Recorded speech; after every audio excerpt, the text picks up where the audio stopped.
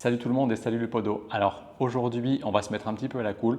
Je voulais qu'on fasse un petit post un peu détente pour qu'on puisse parler un petit peu d'un truc qui me tient vraiment à cœur et ça vous l'avez compris pour ceux qui me suivent maintenant. C'est le côté un peu podologie et le côté entrepreneuriat. Donc là, je veux vraiment qu'on parle d'un sujet vraiment tranquille, à la cool, en mode un peu effectivement YouTube.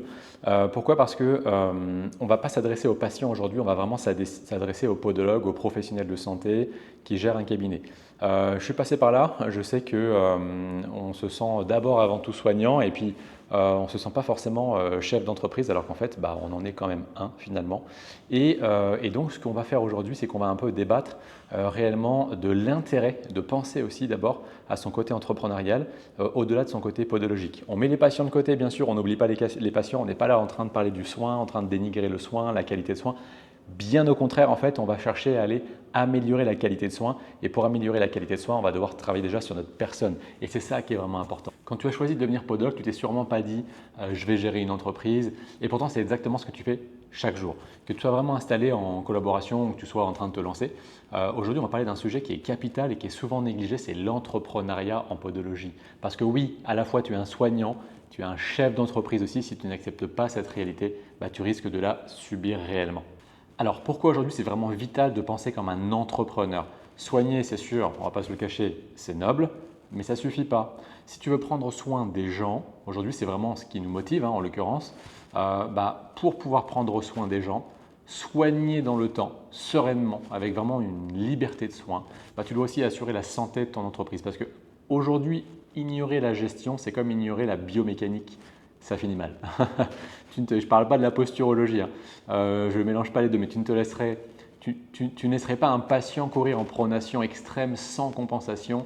Alors pourquoi ignorer des pertes de chiffres, une salle d'attente vide ou un agenda bancal avec des trous et je ne parle pas des examens ou des soins. Je te donne un exemple. Si tu as des cabinets qui ferment malgré des bons soins, des podos qui sont surqualifiés mais qui sont découverts tous les mois, qui sont fatigués, qui s'en sortent plus, tu as des jeunes diplômés qui se grillent en 2 ans par surcharge ou qui pensent tout savoir et en fait ils travaillent comme des dingues dans leur cabinet, ils développent plein de choses mais ils vont dans tous les sens, forcément ça ne marche pas. Donc aujourd'hui l'idée c'est de comprendre que tu peux travailler beaucoup, tu peux travailler bien, tu peux travailler super bien, que ce soit en examen clinique ou en soins. D'ailleurs, les soins, on ne va pas se le cacher, on est tous bons en soins. Les examens cliniques, ça peut être un peu plus différent, on a plus de disparité les uns les autres.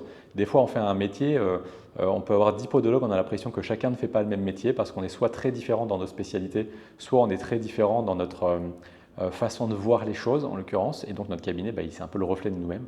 Donc, ça a beau être le même métier, on a l'impression que en fait, finalement, on ne fait pas tous la même chose. Donc, c'est vraiment important.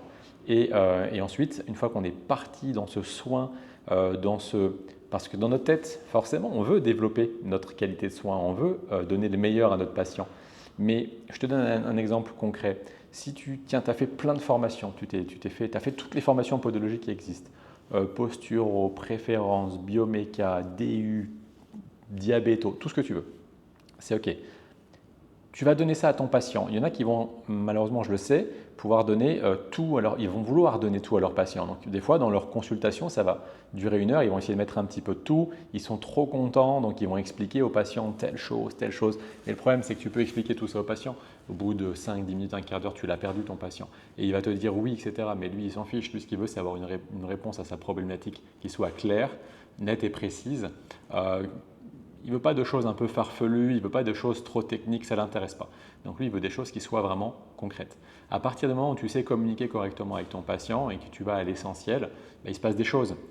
Il se passe que, donc oui, tu as réussi à communiquer avec le patient, tu as capté son attention, tu as capté sa confiance, donc ça c'est important aussi.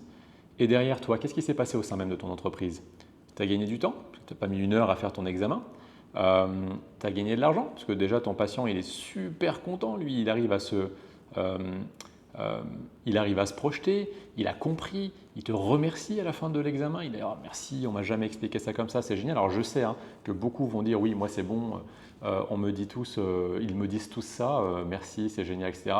Par expérience, je peux te dire que bon, j'ai l'occasion maintenant de suivre pas mal de podologues, il n'y en a pas un qui ne m'a pas dit ça effectivement, et pourtant ce n'est pas le véritable effet qu'on est censé avoir. On est censé avoir même vraiment un vrai merci, quoi. Ça, c'est parce que le patient, lui, il a compris que tu allais chercher vraiment à te mettre à sa hauteur déjà. Ça, c'est la première chose. Donc, tu as gagné la confiance de ton patient, jamais il va discuter de ton tarif. Tu as gagné des sous, tu sais ensuite pouvoir te valoriser grâce à ça. Et ça n'a pas de prix. D'accord? Donc, tu gères déjà, il y a un côté un peu gestion là-dedans, il y a un côté un petit peu cadre, hein, où tu mets un cadre de temps, tu mets un cadre de communication. Là-dedans, tu donnes le meilleur à ton patient en un temps donné. Ça veut dire que lui, il n'a pas besoin de savoir que tu as… alors, c'est bien qu'il sache que tu as 10 000 spécificités, formations, etc. Mais il n'a pas besoin de savoir que tu lui mets tout à l'intérieur au même moment. Il n'a peut-être pas besoin de tout, tu vois. Donc, l'idée, c'est vraiment que tout soit cadré de manière à ce que tu donnes ce dont ton patient a besoin et que tu ailles vraiment à l'essentiel. Ça, c'est important. C'est vraiment ce qui va te permettre de ne pas te disperser. Et les jeunes collaborateurs, je le vois aussi, forcément, on a tous été pareils quand on était collaborateurs, on pensait tout savoir, on veut foncer. Alors, il y a deux choses dans la collaboration. Forcément, on veut gagner de l'argent d'un côté, parce qu'on est là pour travailler. Et ça fait mal parce qu'il y en a plein qui n'osent pas le dire. Mais si, tes collaborateurs, même podologue classique, hein, tu veux gagner de l'argent puisque tu es là pour travailler. À la fin du mois, tu as un salaire. Le salaire, il te sert à payer ton loyer, c'est pour ta survie, ta famille, tes investissements, ta retraite, bref, tu as besoin de cet argent. Donc tu es là pour gagner de l'argent. Collaborateur, d'autant plus parce que lui, il est moins investi. Bien souvent, j'enlève bien sûr les exceptions, je les mets de côté, mais le collaborateur, lui, il est beaucoup moins investi effectivement dans un cabinet de podo chez un titulaire. Toi, tu veux qu'il reste longtemps et qu'il travaille bien, mais lui, ce qu'il veut, c'est qu'il veut gagner de l'argent et prendre un peu d'expérience, forcément, c'est normal. Le problème des collaborateurs, des fois, si tu es collaborateur, ne le prends surtout pas mal, mais c'est que ils pensent un petit peu tout savoir. Ils n'ont pas encore eu le temps de faire beaucoup de formations. Souvent, c'est des jeunes. On a aussi des collaborateurs avec de l'expérience, mais souvent, c'est un peu des jeunes. Et c'est dur des fois de les driver aussi. Et eux-mêmes ont des difficultés à comprendre qu'ils entrent dans le milieu de la vie active et de l'entreprise et que ce n'est pas juste effectivement soigner, être le meilleur, donner le meilleur. D'ailleurs, certains, ce qu'ils font, et peut-être que tu te retrouveras là-dedans, ils ont tendance à facturer et même surfacturer. Hein, du coup, ils vont faire plein de trucs, même si ce n'est pas bien fait, ils s'en fichent. Dès qu'ils peuvent mettre un prix un petit peu plus haut, ils vont le mettre si jamais ils ont l'occasion de le faire parce qu'il y a différentes tarifications proposées par le titulaire, etc. Et des fois, on est obligé de revenir un peu là-dessus. Moi, je sais, ça fait 20 ans que c'est comme ça. Donc, c'est pas grave, c'est humain et ça prouve bien d'ailleurs qu'ils cherchent aussi à gagner de l'argent et c'est normal. Mais on n'est plus dans le soin là. Là, on est bien dans la gestion. Non, je veux gagner un peu des sous pour moi, je veux gagner aussi un peu mon temps, etc. Le collaborateur, il ne va pas vous faire des heures et des heures et des heures pour votre bon plaisir. Il va avoir tendance à faire ses heures. Bon, il peut, s'il est un peu consciencieux, il va faire un peu plus, etc. Mais c'est tout. Pour un peu qu'il vous laisse un petit peu le côté bazar le soir, etc. Les collaborateurs vont m'en vouloir. Je ne dis pas qu'attention, tout le monde fait ça.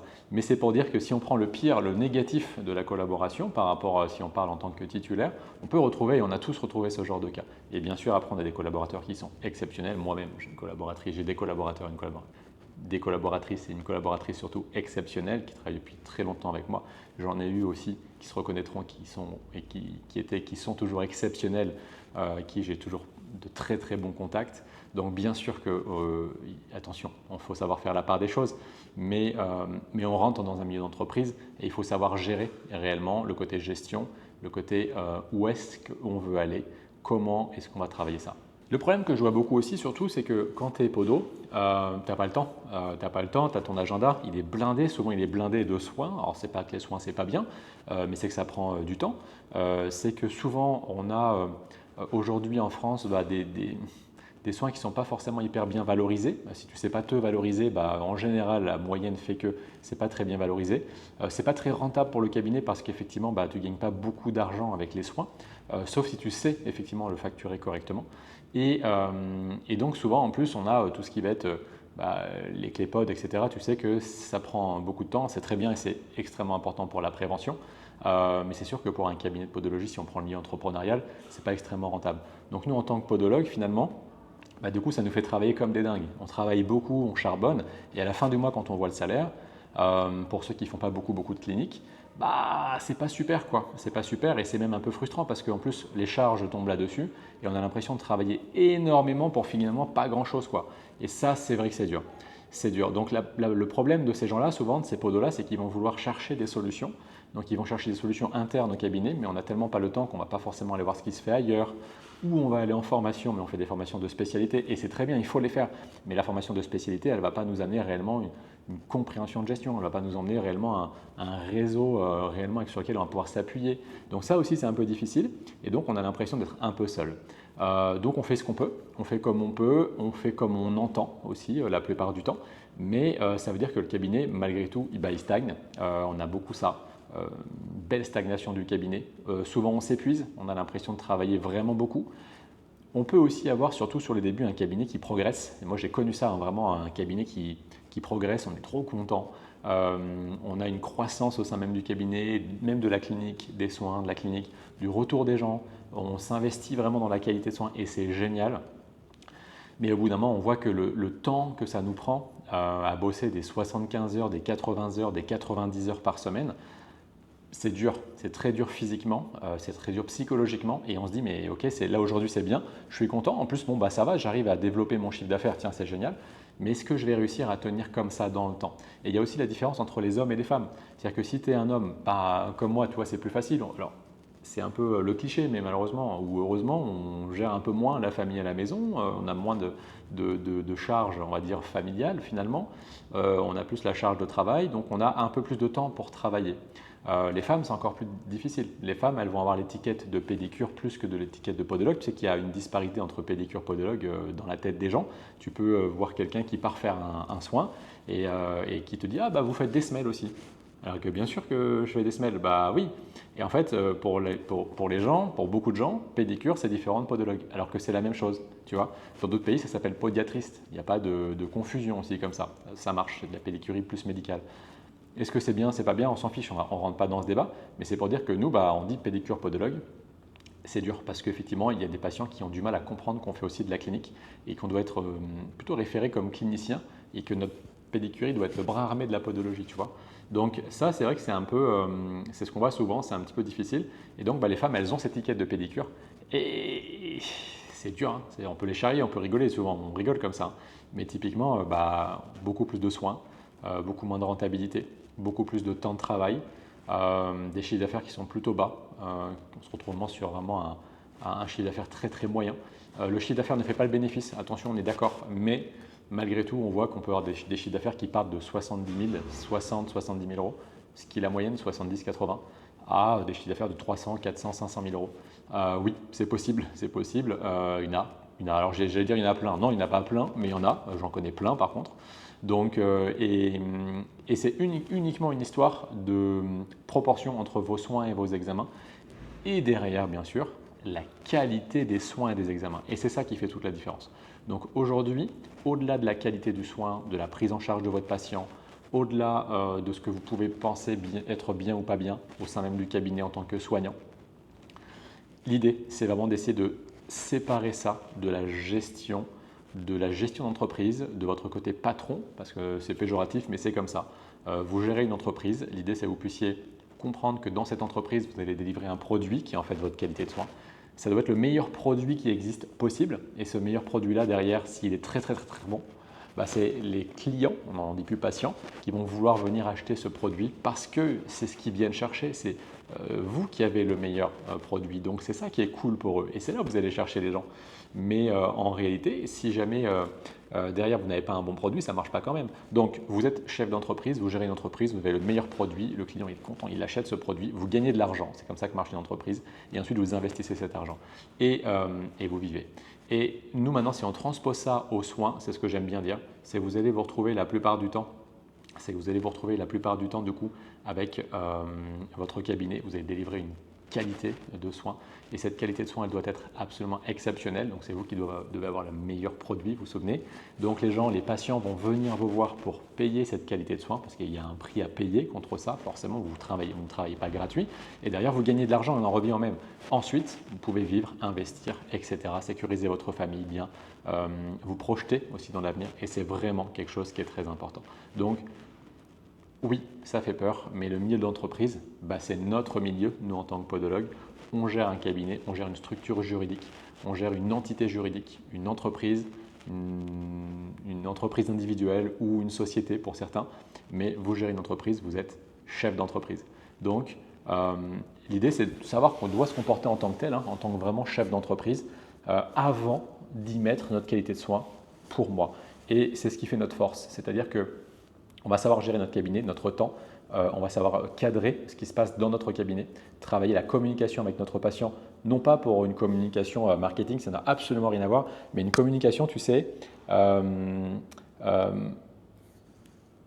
gestuelle, une communication d'accessoires, une communication forcément verbale, avoir une bonne phraséologie, savoir se mettre à la hauteur de notre patient, ne pas lui parler podologue, ça ne l'intéresse pas, sauf sur des cas un peu plus spécifiques, on est d'accord. Mais sinon, sur le côté un peu podologie pure, lui, il s'en fiche. Ça, c'est bien pour quand on parle entre nous, entre confrères, etc. Mais lui, le patient, il a besoin de comprendre. Donc, il a besoin de comprendre comme s'il parlait à un pote. Bon, j'exagère un peu le truc, tu vois, mais c'est un peu l'idée. Et donc, cette communication, elle est hyper importante. Quand vous savez gérer ça, c'est important. Votre pédagogie, ça fait partie du soin, mais vous cadrez ça à l'intérieur.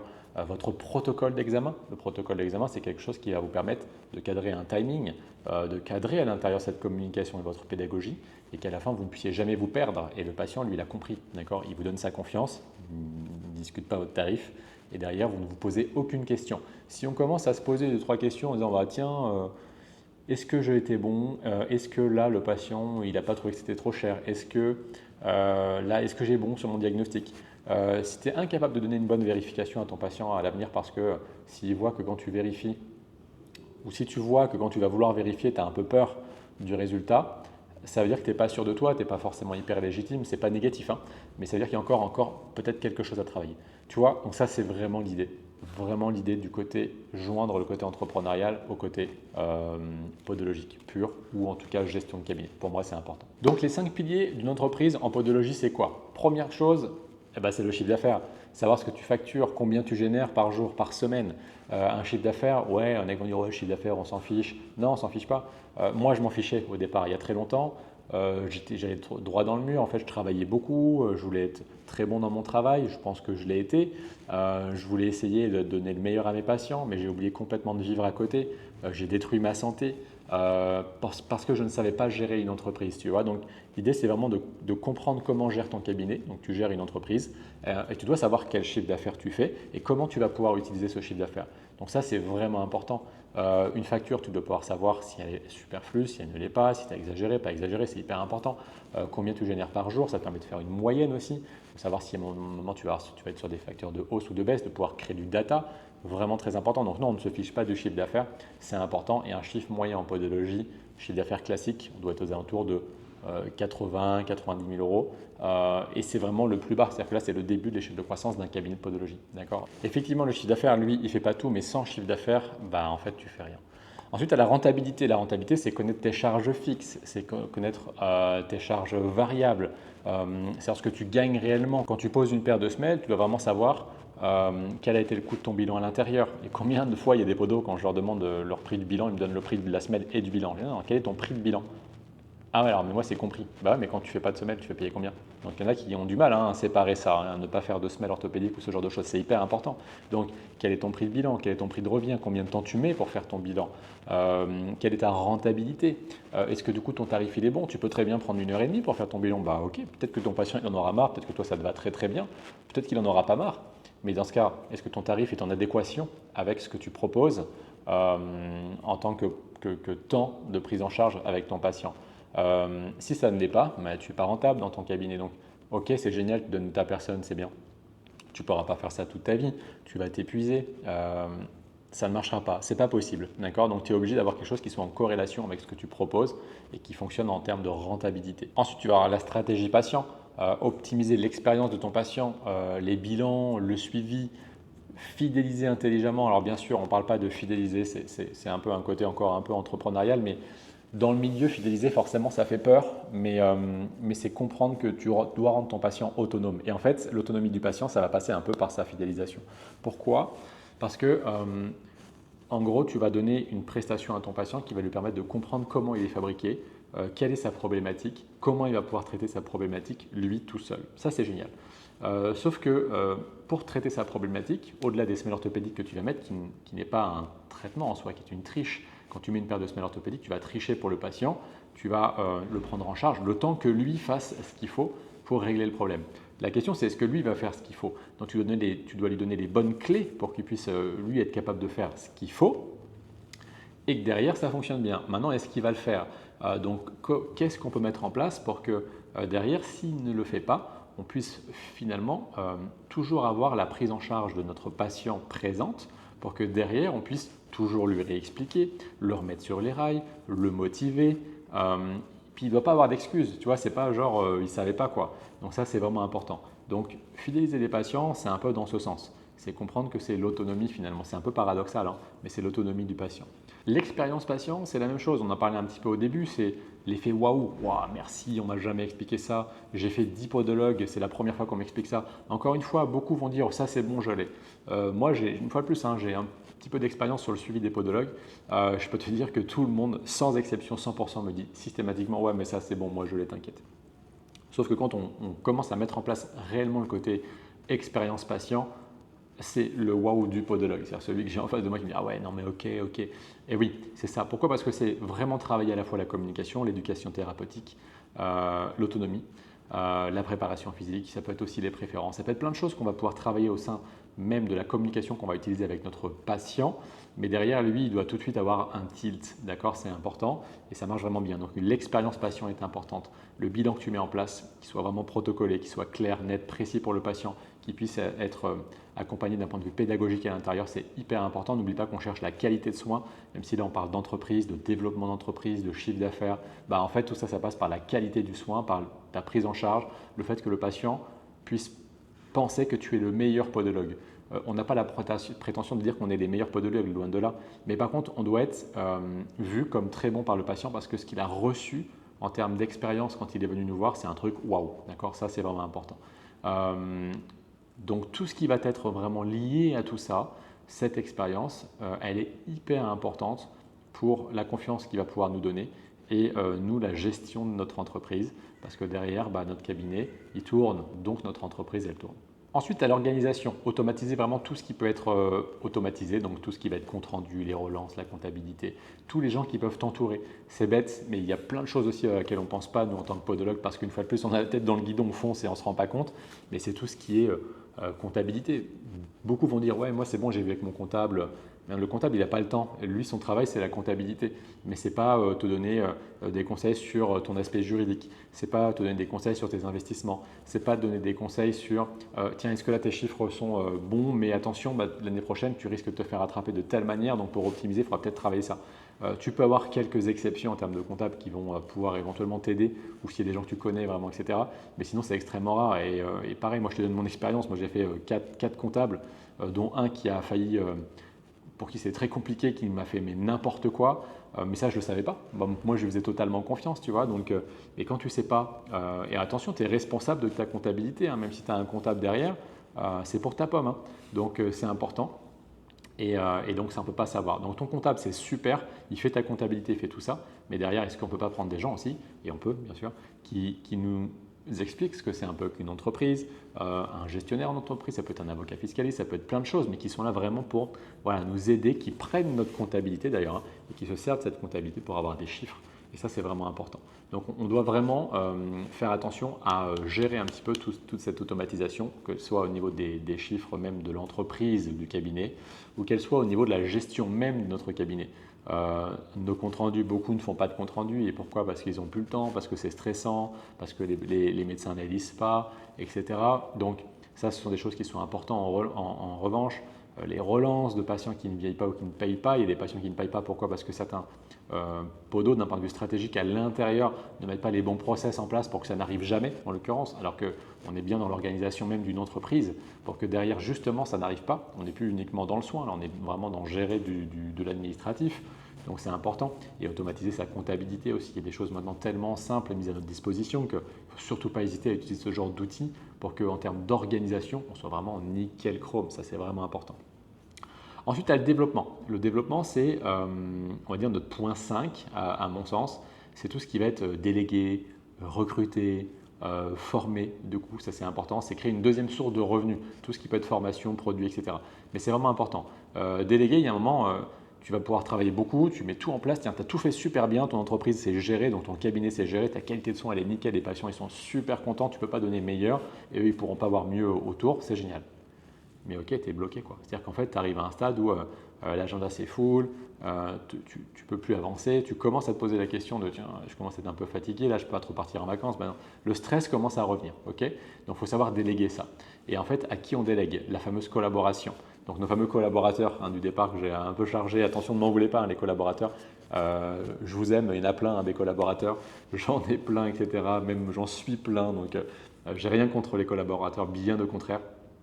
Mais aujourd'hui, c'est un vrai sujet. Si vous parlez à plein de titulaires, les collaborateurs, il y en a plein qui travaillent, qui sont très volatiles en fait. Et c'est difficile du coup pour avoir du long terme, travailler au long terme. Donc l'idée, c'est vraiment de former une véritable équipe du coup. Donc comment est-ce qu'on fait ça? Comment est-ce qu'on travaille ça? Comment est-ce qu'on recrute? Comment est-ce qu'on forme? Qu'est-ce qu'on leur donne ou qu'est-ce qu'on leur donne pas? Il y a beaucoup de gens qui, en titulaire, qui disent non, je veux pas, si je lui donne tous mes tuyaux, si jamais je lui fais faire ça ou je lui fais faire que les soins parce que du coup, moi, les examens, c'est ce qui me rapporte le plus de sous. Et bah, alors, si tu ne gères pas une entreprise, mais tu te dis bah, les examens, c'est ce qui me rapporte le plus de sous, je ne fais pas de soins. Tu es quand même en train de te poser la question de la rentabilité de ton cabinet. Ça ne devrait pas exister. Donc, on doit savoir valoriser les deux, pouvoir travailler les deux, savoir déléguer à une personne de confiance qu'on puisse former. Ça, c'est on est complètement OK avec ça. Et du coup, à partir du moment où tu sais déléguer à une personne de confiance, on commence à se reposer et ça commence à être vraiment bien. Donc on est moins stressé, on est plus à l'aise, on a une équipe sur laquelle on peut compter. Et ça n'a pas de prix, c'est vraiment hyper important pour tout le monde, aussi bien pour le collaborateur qui lui gagne des sous. Rappelle-toi, lui il est là pour gagner des sous, prendre de l'expérience mais gagner des sous. Toi tu es là pour qu'il puisse, ce que tu veux toi c'est qu'il reste longtemps et qu'il travaille bien. Donc l'idée c'est que les deux s'imbriquent. Donc il n'y a aucune raison que ça ne fonctionne pas à partir du moment où tout le monde s'entend bien, qu'il n'y a pas de langue de bois, que tout est bien dit et que si jamais quelque chose ne va pas pour certains collaborateurs, on passe à autre chose. Effectivement, ça ne colle pas, ça ne fonctionne pas. Il ne faut pas hésiter à déléguer. Et si ça ne va pas, on est encore. Alors on gère de l'humain, tu gères une entreprise, c'est de la gestion humaine à ce moment-là. Si ça ne colle pas, il faut savoir dire écoute, ça ne colle pas, ça ne fonctionne pas non plus avec les patients, on passe à autre chose. C'est dur, moi-même c'est très dur, mais voilà, on n'a pas le choix, il faut travailler ça. Ok, donc c'est vraiment important. Se créer une autre source de revenus. Ce n'est pas pour se dire on investit dans le cabinet, on se crée une autre source de revenus. C'est vraiment se dire tiens, je pars travailler toute ma semaine, c'est cool, je me prends un bon week-end, là, pendant 3 jours je pars, je peux compter sur mon collaborateur ou ma collaboratrice. Et mon cabinet il tourne. Alors c'est sûr, ça me paye mes charges, etc. Pour les collaborateurs qui ne sont pas titulaires, vous pensez que certains titulaires se mettent des sous sur votre dos? C'est pas vrai. Du coup, la plupart du temps, quand on est en collaboration, on gagne plus d'argent que quand on est titulaire. Pourquoi? Parce que souvent tout est cadré au niveau salaire, etc. Et qu'il y a beaucoup de charges derrière que ne gère pas le collaborateur. D'autant plus maintenant avec la TVA où le seuil s'est encore abaissé. Mais du coup, ça fait très longtemps que c'est présent la TVA. Moi, je paye de la TVA sur mes collaborations, sur mes rétrocessions. Ça fait longtemps. J'ai décidé de le payer moi, ce n'est pas mon collaborateur qui paye par exemple.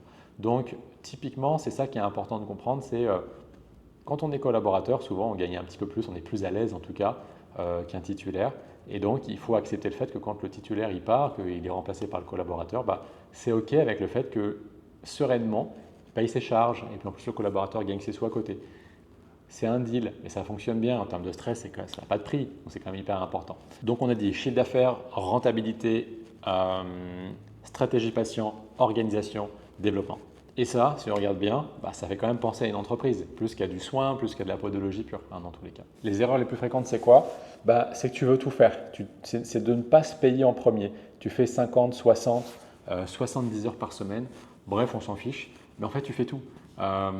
Tu fais tout toi-même. Tu vas faire podologue, secrétaire, tu vas faire ta comptabilité, tu gères ta communication. C'est pas possible, c'est pas soutenable dans le temps. Tu n'investis pas.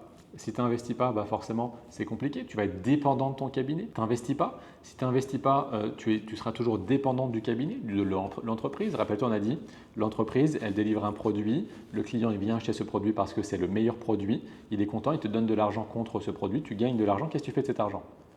Tu l'investis. Et quand tu investis cet argent, tu te protèges pour plus tard. En fait, c'est se protéger pour notre retraite, c'est du long terme, ça dépend de quel âge tu as aussi, mais c'est hyper important. Si tu n'as pas investi cet argent, tu ne crées pas du revenu passif dans le temps. Est-ce que c'est la Carpimco et tout qui va nous payer un peu nos sous? J'en doute. Tant mieux si on a un peu de sous avec la Carpimco, ce sera, on va dire, de l'argent de poche. Et ça, c'est cool. Mais si jamais tu n'as pas de sous avec la Carpimco, tu dois avoir préparé toi-même ta retraite. Est-ce que c'est ton assurance vie ou ton PER qui va te donner des sous? Est-ce que tu l'as mis sous gestion? ton assurance vie? Si oui, bah, sauf si c'est vraiment un très bon gestionnaire, un pote à toi ou n'importe quoi, les frais de gestion vont manger tout ton rendement. Et ça veut dire que tu n'auras pas forcément tu ne pourras pas compter sur cette assurance vie complète pour pouvoir gagner tes sous plus tard. Par contre, si tu gères toi-même ton assurance vie, alors c'est hyper simple, hein, c'est comme gérer un compte, un PEA. Est-ce que tu as un PEA d'ailleurs? C'est hyper important. Eh bien, là, ok, on peut commencer à discuter un petit peu. Mais si tu ne sais pas ce que ça veut dire tout ça, si tu ne sais pas gérer toi-même tes propres investissements, si tu n'as pas fait d'investissement même un petit peu immobilier à côté, ça peut être aussi très intéressant de faire ce genre d'investissement. Et ben, comment tu prépares ta retraite pour plus tard? Comment tu te libères du temps pour ton cabinet? Parce que ton cabinet, il te génère ta qualité de vie. Tu gagnes ton argent, tu es content, ça te convient parfaitement. Tu ne penses même pas à l'entreprise, mais c'est OK, c'est génial, super. OK, tu arrives à un stade où tu veux ralentir. Génial. Comment tu fais? Donc tu ralentis ton activité professionnelle, donc tu vas alléger ton agenda, tu donnes plus de travail à ton collaborateur. OK. Ta rémunération à la fin, elle est moins bonne. Forcément, tu vas avoir une moins bonne rémunération. Si tu as une moins bonne rémunération, qu'est-ce qui se passe dans ta vie de tous les jours? Bah, tu as une moins bonne qualité de vie. Ton rythme de vie, ton style de vie, ton lifestyle, ça diminue un petit peu. Ok, tu pourras faire moins de choses, tu pourras peut-être moins partir en vacances, tu seras peut-être moins à l'aise pour tes soins de santé, ta famille, etc. C'est bête, mais ça compte beaucoup. Et ça, j'en vois beaucoup. Donc, qu'est-ce qu'on fait quand c'est comme ça? Quand on a commencé à ralentir, on s'aperçoit que c'est un peu difficile. Qu'est-ce qu'on fait? Ben, on se remet à travailler. Ça, c'est valable pas que pour en podologie, hein, pour beaucoup de professions de santé, hein.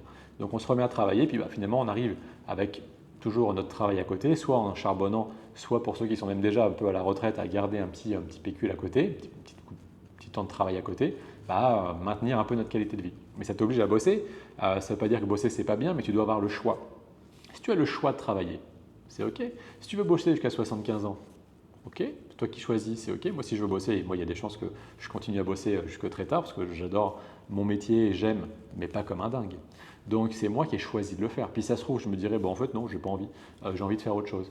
Et bien, à ce moment-là, je ferai peut-être autre chose. Mais j'ai le choix, d'accord? Est-ce que toi, tu as le choix de pouvoir te dire, je ralentis mon activité, mais je garde mon même train de vie, du coup? Ça, c'est hyper important. Si tu n'as pas le même train de vie parce que tu n'as pas investi dans le temps, c'est une erreur de parcours et c'est souvent une erreur d'éducation financière. C'est parce que tu n'as pas été au fait de comment ça fonctionnait, parce que tu n'as pas été éduqué financièrement à ça, parce que nos familles ne sont pas éduquées à ça. On est une génération, alors en tout cas de la mienne, où nos familles ne l'étaient pas. Maintenant, les familles de nos enfants commencent à être un peu plus formées à l'éducation financière.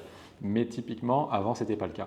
Ça veut dire que si tu n'as pas des connaissances, si tu n'es pas lancé dans l'investissement, si tu n'as pas déjà mis un plan, une stratégie en place pour te protéger pour plus tard, ça veut dire que tu auras toujours ce boulet au pied. Attention, ce n'est pas négatif, mais c'est pour comprendre. Tu auras toujours ce boulet au pied qui est ton cabinet, qui va te freiner en termes d'évolution, du coup, et qui fait que tu seras obligé de travailler. Donc, tu seras lié à ça. Il faut casser ça, il faut casser cette chaîne pour dire, moi, ok, je sais investir l'argent que j'ai gagné grâce à mon cabinet, grâce à ma qualité de soins, grâce à tout ça. Et derrière, ok, c'est ok pour moi, je suis libre, enfin, je fais ce que j'ai envie de faire. Donc ça, c'est hyper important. Donc, tu peux investir dans de la formation, tu peux investir dans un logiciel de gestion, tu peux investir dans des dépenses qui vont te permettre finalement derrière de gagner du temps. Ce n'est pas du tout une dépense, c'est un levier. Donc finalement, un peu regarder ses datas, regarder ses chiffres, regarder son entreprise, ce n'est pas du tout trahir sa vocation de soignant, c'est surtout lui donner un avenir, c'est ça qui est important. Donc pour moi, la posture du podologue entrepreneur, c'est quoi? Je dirais qu'avant tout, c'est un état d'esprit. C'est plutôt penser à l'optimisation, à la clarté, la stratégie. Ça, pour moi, c'est important. Pas de culpabilité, pas peur de parler d'argent, c'est normal. C'est prendre des décisions qui sont sur des faits, pas des impressions. D'accord? C'est important, pas de ce qu'on entend. Est-ce que ton mois de mars a été bon? Donne-moi les chiffres. C'est pas juste oui, je pense qu'il a été bon, c'est donne-moi les chiffres. Tu dois être agile par rapport à ça. Tu dois adapter tes horaires. Ça doit être changer ses tarifs s'il le faut, tester des nouveaux formats. C'est ça aussi entreprendre. Accepter de se former en dehors des soins, ce n'est pas une dépense, on le disait, parce que personne ne t'a appris la gestion. Le marketing, c'est sans parler de la communication marketing, mais vraiment comment on va se mettre à la hauteur de notre patient, ou la stratégie. Mais ça, tu peux l'apprendre, d'accord? C'est important. Et c'est quelque chose que tu dois en tout cas commencer à t'interpeller là-dessus. Comment on peut commencer à travailler ça? Déjà, c'est faire ton propre diagnostic. Où est-ce que tu en es? Est-ce que tu as un plan d'action pour plus tard? Est-ce que tes chiffres sont clairs? Est-ce que ton cabinet il peut fonctionner sans toi? Est-ce que tu as un objectif prioritaire? Gagner plus, travailler moins, mieux structurer, mieux déléguer. S'entourer, c'est hyper important. Tu ne dois pas rester seul en fait, hein. Quand tu es seul, c'est quoi? Tu es lent. En fait, tu ne sais pas trop ce qui va se passer, tu imagines que, alors que quand tu es bien accompagné, bah, c'est bien plus puissant. Ça, c'est important. J'en profite pour dire, je fais le petit disclaimer du coup, c'est que c'est aussi pour ça que moi j'ai créé l'académie, c'est exactement ce qu'on crée à l'intérieur de l'académie. C'est pour aider les podologues qui, comme toi, veulent reprendre un petit peu le contrôle, à comprendre un peu leur cabinet comme une vraie entreprise, à mieux gagner leur vie, tout en restant vraiment fidèles à leur vocation. On reste vraiment dans la podologie. On parle vraiment de stratégie, d'automatisation, de finance, de posture, de communication aux patients. Surtout, on est tous ensemble, c'est vraiment un réseau commun. On est beaucoup, on est plus de 200 podos maintenant. Donc, si tu veux vraiment passer un vrai cap, eh ben, écoute, bienvenue, tu es au bon endroit. Et n'hésite pas, tu m'envoies un petit message. Et c'est avec plaisir qu'on pourra te montrer comment fonctionne l'académie pour développer tout ce qui va être cabinet, ton mindset, ton état d'esprit, la gestion, la communication, l'éducation thérapeutique, tes états de vérification, revoir toutes les pathologies. Tu dois être complètement légitime par rapport à ça. Et on avance ensemble sur tout ce qui est investissement et liberté et autonomie financière par l'éducation. Ça, c'est hyper important. J'espère que cette vidéo, elle t'a plu. Là, on s'est mis vraiment en mode un peu tranquillou, hein, pépère, pépouze, comme on dit. Mais l'idée, c'était vraiment que je puisse te partager un peu ma vision des choses sur l'entrepreneuriat. On en parle souvent. On oublie souvent ce côté investissement, alors que c'est hyper important. On est focus vraiment sur le cabinet, le soin, nos semelles, nos techniques de semelles, notre remise de semelles, alors que c'est loin d'être une priorité. Il y a bien d'autres priorités à mettre avant tout ça. Et ça nous permet d'avancer, d'être libre, d'avoir le choix de faire ce qu'on a envie de faire, de partir un petit peu où on a envie, de travailler avec des gens exceptionnels. Et ça, c'est cool, faire profiter ta famille, bien te soigner, ne pas avoir de stress, ne pas oublier ta santé. D'accord? J'en ai fait l'expérience, donc c'est hyper important. Donc fais attention à ça. Si ça t'a plu, n'hésite pas, tu peux mettre un petit commentaire, tu connais un petit peu le truc pour pouvoir discuter. Ce sera un plaisir d'échanger avec toi, de répondre à tes questions. Et puis bah, écoute, si ça t'a plu, on fera d'autres petits sujets comme ça, on pourra approfondir avec plaisir. Moi, ça me va bien sans aucun souci. Et bah écoute, à la prochaine. Allez, ciao, salut.